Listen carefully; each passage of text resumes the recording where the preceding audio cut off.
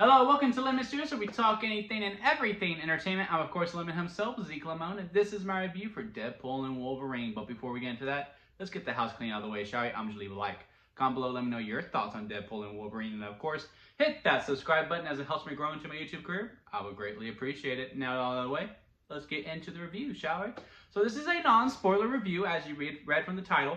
We will be doing a spoiler review on Sunday to give everyone as much time as possible, because it may be very difficult to avoid the spoilers of this movie after tonight, now that everyone has an opportunity to see it. And man, God have mercy on you if you're trying to avoid it. But you will not have it leaked from me. So we will be having our spoiler review on Sunday to give as much people a chance as possible. I am very surprised that they were able to keep as much secretive as they can. I am very surprised with how the production team and how, again, they were just able to keep everything secretive, because there is so much that happens within this movie that we just got to talk about on Sunday. But just overall thoughts on this one, non-spoiler, just going to talk about the story, the acting, blah, blah, blah, all the stuff that you are used to. So overall, the general consensus of this movie has been that this is the best movie since Endgame. And to a degree, I do agree with that. When it comes to fan service and just being fulfilled as someone who has gone on for a ride, I do agree with that. Again, the cameos in this movie, again, very surprised that a lot of these were not being able to be leaked. A lot of the lines that are said in this movie, a lot of the inside baseball terms that they use, that Ryan uses throughout this movie. Again, very, very fulfilling, and I feel very satisfied as a fan. The movie as a whole, though, while it is still very, very good, I do think this is the second best movie in the post-Endgame era, number one being No Way Home. That's just me personally. I can see why this is your favorite movie of the post-Endgame era, because I think the story is very solid. I think the acting is great. Hugh Jackman and Ryan Reynolds are just having the time of their life making this movie, and it's addictive, and it just makes you have fun as well, because even though Hugh Jackman, who's playing the straight character, who is very, very angry, brooding the whole entire time, you could tell he's having a ball. Ryan Reynolds, who's obviously grieving in some way, is having a ball. And the way they're bouncing off of each other, again, is very addictive, and it just makes you have fun as well. The story, very easy to follow. I think it has a very, very great message in the end, too. It's really summed up within one line that a character says. I'm just like, you know what? That is a hell of a message to make. And I'm glad that they did that, because within this movie, and again, with some of the rules that we have established within the MCU now, they could have done some that's like, okay, well, you know, everybody's happy and everybody wins. But the direction that they go, I am very, very pleased with what they did within it. So yes, on a fan service level, I do think this is the greatest movie since Endgame for the MCU. As a movie as a whole, I think it is the second best. As some of the faults that come into this movie, it's very mainly nitpicky, if anything, is that I do think this goes back into some of the criticisms that we have for the other Deadpool movies. At some point, the story does take a little bit of a side quest, if you will, for the sake of having the cameo. Like, all the cameos are very story driven, and they are there for a purpose. It's not just there for someone to go, hey, how's it going? But the story does stop for this moment to like take in the moment of this person is in this movie, and to explain it and what have you, and for the jokes, where it does feel like a live action Family Guy episode in some parts of it. Because again, Deadpool's gonna Deadpool, and he's gonna make jokes, and you know, it's gonna be very fourth wall breaking, like, haha, gotcha. And it's pretty consistent throughout. So yeah, the story does take a little bit of a backseat for those, but I expect that. I expect that when it comes to Deadpool, which is why, again, it's very nitpicky. I also do think this movie is very much for the hardcore comic book fans. It is so comic booky.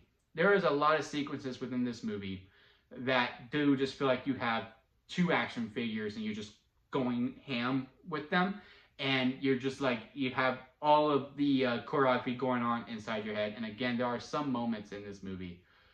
There is a moment early on with Wolverine that I was getting very giddy and very nerdy now, and I had to remind myself that I'm in a movie theater. Now, granted, I haven't been in this raucous of a theater where it did truly feel like a concert um, since maybe No Way Home, and definitely not as loud since Endgame. Like I said, the fan service and the things that, again, especially with Wolverine, I got very giddy over it, and it does happen very early on. But again, we'll talk about that in the spoiler review, just leaving you something to hang on to as well. But besides that, I also would have liked to see, the Deadpool characters that we've known from the other two as well. But it's not about them. It's about Deadpool, and it is about Wolverine. And they really do share the screen quite a bit. I do say it is mainly Deadpool's movie, which I think we all knew that going in. And then it becomes a true duo towards the end when they are starting to give Wolverine his stuff too. Because I was feeling that through. I was like, man, Wolverine, he's kind of, the secondary, because I really thought, if it's Deadpool and Wolverine, they're both at the tip top. He does get his moment later on within. And the needle drops within this film. I cannot wait for the soundtrack to come out. All the songs are absolute bangers. And I was, dancing, giving a little groovy with the movie as it goes on. And the biggest compliment I give is that I was locked in the whole entire time. Whenever, gruesome action was going on, I was feeling it. When there was jokes, I was laughing. I really don't think a joke missed for me. But again, this is really for the diehards. And I'm by no means the biggest diehard when it comes to the comic stuff. I'm pretty sure there's probably jokes that are related to the comics that just flew over my head. But when it came to movies and it came to like movie news stuff, oh man, every single joke hit, and a lot of moments that I never thought that I would see on the screen that happened, that popped me really, really big. But again, we'll save that for the spoiler section of the review on Sunday. But yeah, guys, overall, this is a true event movie. Like I said within my Inside Out 2 review, when Disney is motivated, no one does event movies like they do. And when I say this is truly an event where you just go in, you get a big tub of popcorn, and you just have the time of your life. If you are a diehard, you're going to really love this movie. If you are a casual fan of the Marvel movies, I think you're going to enjoy this as well. If you have a hell of a memory, you will really enjoy this movie as well, because again, there's a lot of deep cuts within this movie with some of the other ones. This is a true love story to the 20th Century Fox era. They even have a nice little homage to it during the credits section of it, so make sure you stick around for that. This was also the first time in a long time where after a Marvel movie ended that like no one moved. Usually in the post-Endgame era, people have just gotten up and like, oh, I'm ready to get the hell out of here. But this was the first time in a really long time, since maybe Wakanda Forever, I want to say, that people are like, nope, I'm staying. I'm making sure I'm gonna stick around and see what is to come. Also, don't go in thinking of that too, like what is the bigger picture, because they take some shots on how the MCU is now, and I'm very surprised with how Kevin Feige and Bob Iger allowed them to make some of these jokes. In a way, it was very therapeutic because you just need that sometimes. You just need get these jokes out that might be a little too harsh, and then you're like, okay, now we can move forward. But yeah, again, very, very satisfied with this movie. Have you had a chance to see it? Comment below and let me know.